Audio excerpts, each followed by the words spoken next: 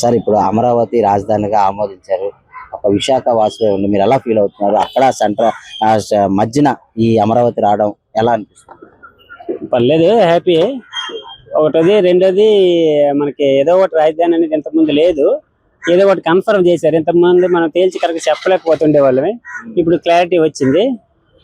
రెండో విషయం, మూడోది ఏంటంటే అభివృద్ధికి ఏదో ఒక చుక్కాని లేని ఒక ఛానల్ కావాలి. దాన్ని అమరావతిని చేస్తున్నారు. కొంతమంది రైతులు కూడా త్యాగం చేశారు. ఆ రైతులు కూడా సాటిస్ఫాక్షన్. ఇప్పుడు ఎందుకంటే వాళ్ళు భూములు త్యాగం చేశారు, ఏ రకంగా చేశారు, వాళ్ళకి కూడా కొంచెం సాటిస్ఫాక్షన్ అవుతుంది.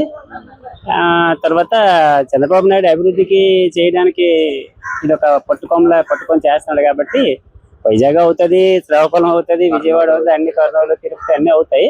కాకపోతే నీకు ఇప్పుడు ఏదో చెప్పాలంటే అడ్రస్, కేర్ ఆఫ్ అడ్రస్ అనేది ఒకటి ఉండాలి కాబట్టి అది అమరావతి ఇవ్వడంలో మనకేం ఇబ్బంది లేదు. మరి జగన్మోహన్ రెడ్డి అసలు రాజధాని అవసరం లేదు అంటున్నాడు. దేశానికి ఉండాలి కానీ రాష్ట్రానికి అవసరం లేదా అని అంటున్నాడు. గతంలో చూస్తే 3 రాజధానులు కావాలంటున్నాడు. అసలు ఇలాంటి మాటలు ప్రజలు ఏ విధంగా తీసుకుంటారు?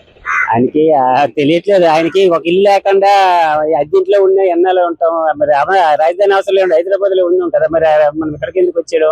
ఇక్కడ ఢిల్లీలో రాజధాని పెట్టుకోవచ్చు కదా, మరి ఆంధ్రాలోనే ఎందుకు రాజధాని?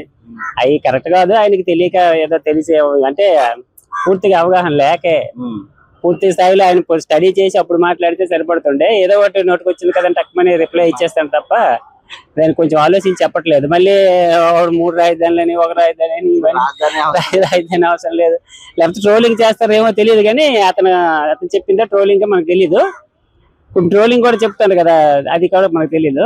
కాకపోతే రాజధాని అనేది చాలా ఇంపార్టెంట్ విషయం.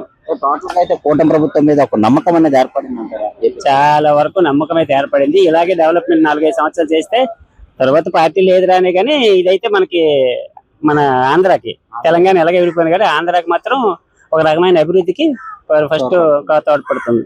ఓకే.